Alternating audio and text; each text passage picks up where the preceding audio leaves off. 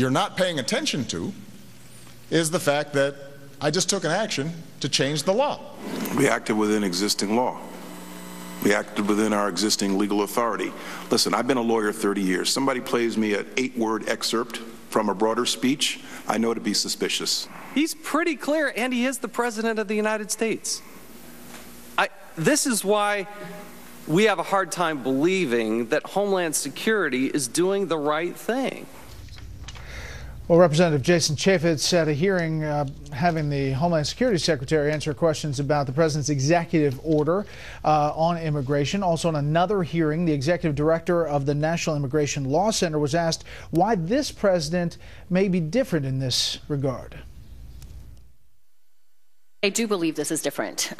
He is the first African-American president. He is being attacked for a number of issues, and historically every single president, Republican and Democrat, since Eisenhower has used their prosecutorial discretion. Harry Reid had a very different perspective on recess appointments when there was a Texan in the White House, and none of us accused him of geographic discrimination. In fact, hell, for that matter, Senator Obama had a different perspective on executive overreach than President Obama, and nobody runs to race as an explanation for that. So I would just caution you to be careful when you try to import motives to people.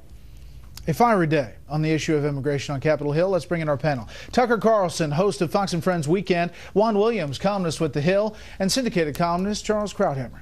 Okay, Tucker, what you heard today, where does this go?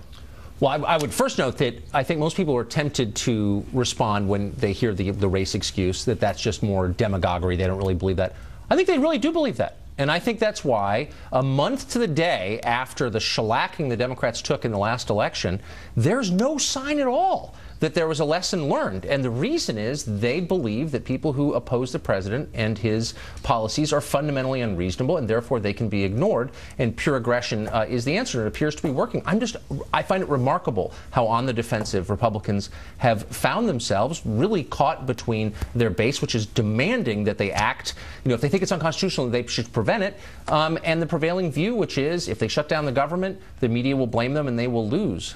Oh, it's awful. Juan, the Homeland Security Secretary, I mean, he's just said it's just not changing the law. We're acting within the law, despite what the president said. The White House, by the way, said that he was speaking colloquially.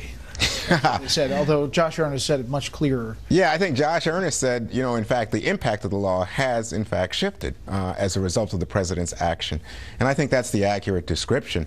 Changing the law is something different. Obviously, the president doesn't have the capacity to change the law. Only Congress does that. Despite the fact that that's what he said. Right.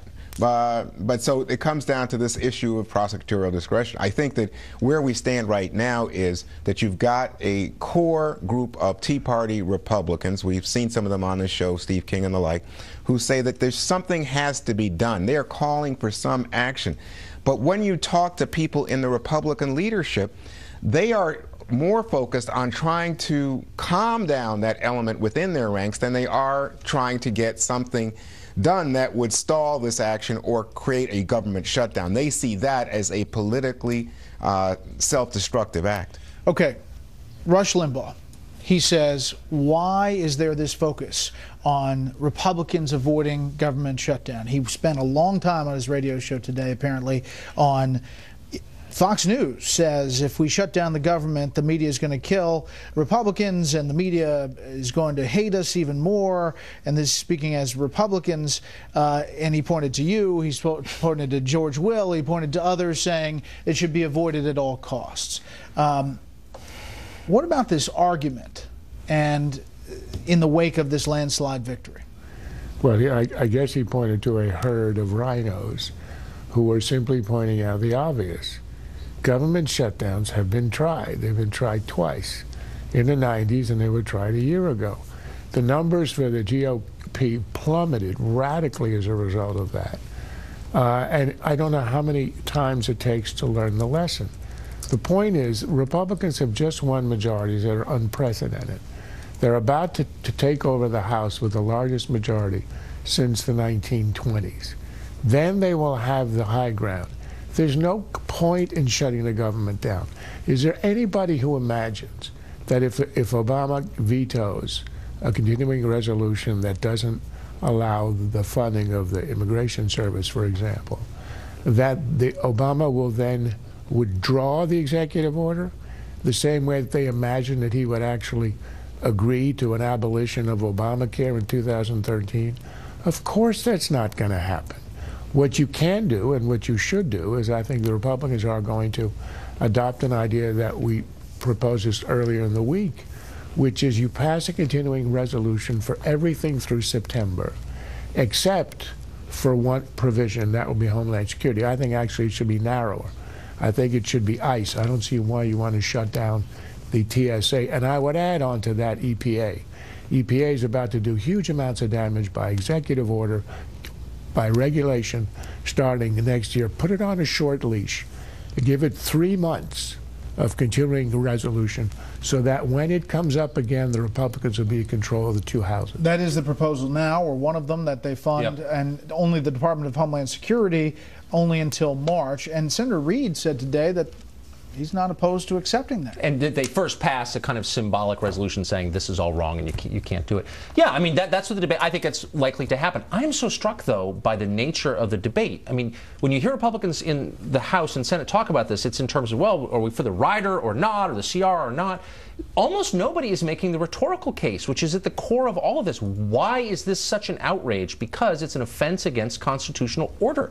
And it's also, by the way, an attack on working people, the very ones the president claims to support. It's a pretty simple case, but Republicans, by and large, have outsourced that to their ideological allies in the conservative media. They don't even take the time to win the public over to their side before getting into the minutia, and that's a mistake. I just want to play this one exchange between Secretary Johnson and Jason Chaffetz about something we brought up on this show when we interviewed the Homeland Security Secretary about apprehensions along the border. Is it true that 4 Middle Eastern men were apprehended along the southern border on September 10th? The case you're referring to has been resolved. During the break, I was able to do a little homework. The 4 individuals we spoke of are still in custody. They're in the custody of Immigration Customs Enforcement. You said they would be deported. Did you deport them? No, not at this point. What is the disposition of those 4 people? 2 are detained. The 2 others were released by the judge. Not my preference. They were released by the judge, and they fled to Canada, and they are seeking asylum in Canada. Juan, this is just a strange case. These guys were apparently PKK, Kurdish fighters. State Department lists this group as a terrorist organization. Right. I don't know. It doesn't, according to Chaffetz, he doesn't think it speaks well of the process along the border. Well, clearly they were caught crossing the border. But the process is one you would think that we would know where they're going and what they're up to, and that we would not have, we would have presented a case in court that would not have allowed them, one, to be freed, which is to me alarming, I think to everybody, why? And then the idea that they're in Canada, which is our strong friend, why would the Canadians even consider such a thing? I don't get it. It's a puzzle. It's obviously an indictment of the process, but let's remember the irony here. PKK are our de facto allies in Kobani in the fight against ISIS. So terrorists, yes, technically speaking, but actually there are terrorists right now. Right. So it isn't exactly a threat to American security.